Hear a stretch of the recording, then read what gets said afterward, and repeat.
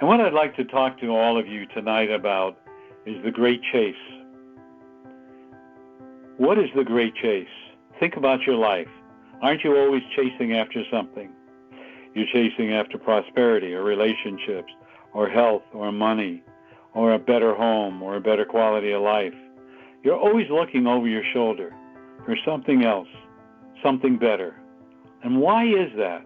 Why are we looking for something always better? Why are we always chasing something? It's like the carrot on the stick. Why is that happening in our life? And one of the most powerful things we need to understand is that our egos, which we have allowed to control us, comes forward and says, this is not enough. This is not enough. You need more. You need more. Now, many people will chase after different things to feel good about themselves, to feel better about themselves. And once they get it, they either get bored or looking for the next thing, the next thing, the next thing. And I call that the chase. What are you chasing?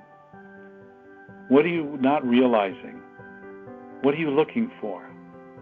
So when I looked at the chase and I talked to the true source, the chase talks about looking for something that makes you feel better. If you have to feel better, it's ego. If it is ego, it has to do with self-worth, self-love, self-esteem. Because you're always looking for something to make you happy, instead of looking within you and realize that true happiness resides within you. It resides in your connection to the true source. It resides in your connection to doing your mission and goal. It resides in your connection to create joy and happiness for all around you as well as for yourself. And we've forgotten that. We don't understand it, or we've lost it. You know, one of the things you have to realize is that the physical world is a tiny extension of the spiritual realm. In other words, within the spiritual realm, when you're in your soul body, so to speak, you are working with others to create different energies, vibrations, to help souls cross over, new souls being born, to create solar systems. Yes, create solar systems. To create all kinds of different energies and vibrations that create joy and happiness, new worlds, new vibrations, new frequencies. You help create the earth, wind, fire, water. You help create this. You help create everything that's on this earth. What is the reason you did that? To experience it. What does water feel like? I don't know. So if I put 2 parts hydrogen, 1 part oxygen, create water. Oh, water's a liquid. What does it feel like? Oh, now I know what it feels like. What if I heat it up? Oh, it tastes hot. How can I make it more palatable? Oh, I think I'll add some orange or lemon or whatever. See, everything we're doing, we're creating 24/7. When we've lost the fact that what we're here for is to experience life, not to create what we think life should be, but experience the life. You know, I talked before about the vortex, where that couple received healing and they received such love and energy. And the birds came around it, and they kept more and more birds every day came around it. And they hugged the tree, and they felt this love and vibration. We don't stop to do that anymore. We're always looking for the next thing to feel better, and the next thing to feel better, and the next thing to feel better. Why are we doing that? Because we're lost. We forgot who we are, what we are, and why we're here. What are we? We're spiritual beings having a human experience. And in this human experience is to feel the wind, the fire, the water, the rain, to feel love, to feel all those things. Human love, not spiritual love. All those things are around us. And we're always looking. We're never satisfied, never happy. Where did that come from? Part of it comes from our ego. Part of it comes from observing others.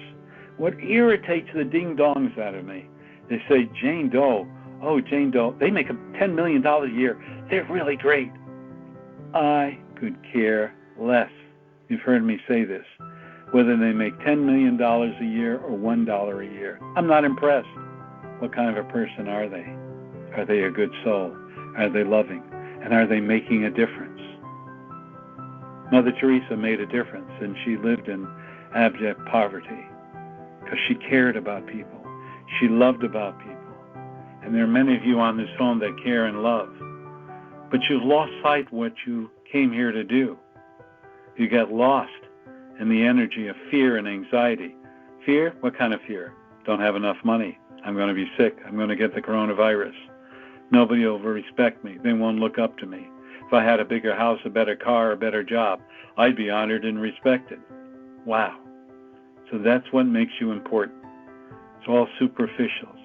You've lost sight that in your mission and goal was to create love, some form of love, to help people make a difference in their lives, to assist them in their lives.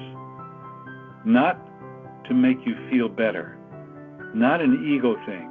So many people say, oh, I feel so much better when I help a person, which is true. But that's not what you're supposed to feel better about. You're supposed to help them and feel the joy in helping them, their joy, not your joy, their joy, and see them change. And understand that that's part of your mission, the goal, to make that change in their life, to empower them to enjoy life, to empower them to create more joy and happiness in their life that is not material. And here's the secret. As you do your mission and goal, whatever your mission and goal is, if you just be and let it flow, everything will be given to you at the right time. Sometimes I get impatient, but I also realize everything will be there at the right time. And so if you need a jet plane, a 777, to carry to a part of the country, it'll be given to you the airfare, or you may be the only person on it. Or if you need thousands of dollars to put together a retreat center to heal people, it'll be given to you. Or if you need new clothes, or whatever you need, a better quality of life, it'll be given to you. It's there before your eyes. Look at it. Open up the door. And by, say, looking at it and open up the door, it's there already. Don't have any preconceived notion. Well, it has to have 12,000 square feet. It has to have this and that and this and that. Not necessary. It's what makes you happy. When I was in South America, and I saw people who went to a central water system where, drink water, and they did their laundry by hand. They were happy. They had very little, but they were happy.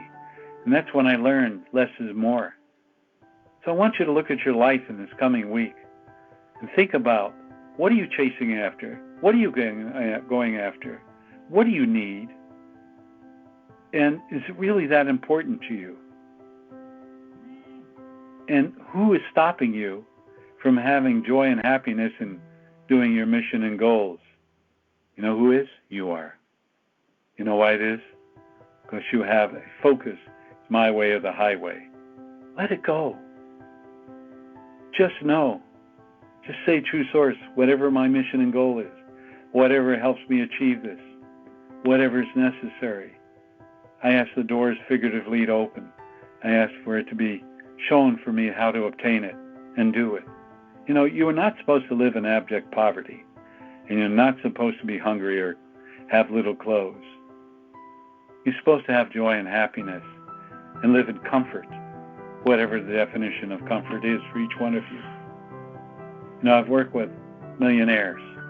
They're so worried about their money, they can't even enjoy it. Yeah, they got maids, they got Rolls Royces, they got all this stuff, but they're really worried about their money. And they're chasing after the next thing to build their wealth because they're worried that their wealth will fall apart. And others who just have fun in life and enjoy life. Wow, that's really great.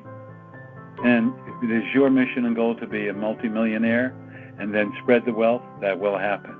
But just let it happen. So in this coming week, think about the chase. Think about being. Think about opening yourself to true source inner guidance. And know that great and wonderful things are beginning to happen to you. Thank you, everyone. Pass on the word. Bless you. I thank every one of you